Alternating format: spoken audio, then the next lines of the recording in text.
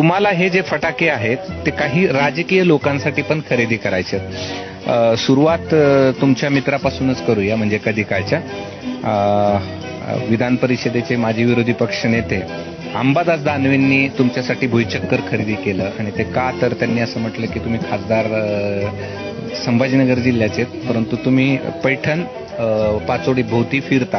खासदार संभाजीनगरचे, पण Pachod जालन्यामध्ये, पाचोडचं petrol pump, पाचोडचं मंगलगाले, पाचोडचं घर आणि पाचोडचं मळा. तर त्याच दानवेंसाठी तुम्ही कुठला फटाका खरेदी करा? माजी विधान परिषदेचे विरोधी पक्ष नेते राहिले, त्यांनी माझ्यासाठी भुईचक्र घेतलं, पण मी त्यांच्यासाठी सुरसुरी घेणार आहे.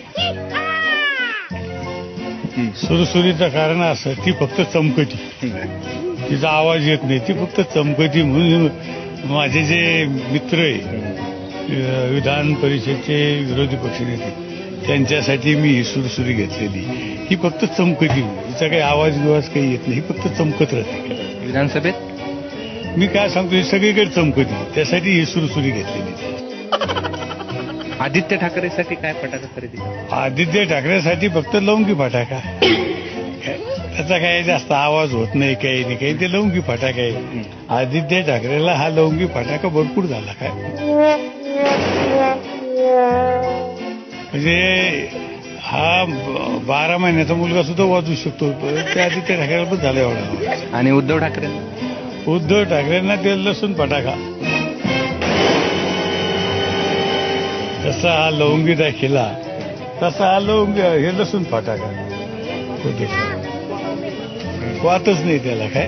आणि तुम्ही जे रोज खैरे, तुमचे जे जवळचे मित्र आहे, खैरे साहेबासाठी मी खास राकेट घेऊन आलो. का तर लोकसभेला ते म्हणले होते, मी जर पडलो तर मी हिमालयात जाईन निघून, तर मग त्यांना हिमालयात जाण्यासाठी हे राकेट घेऊन राहिलो. ते आता हे राकेट घेऊन हिमालयात जावं काय,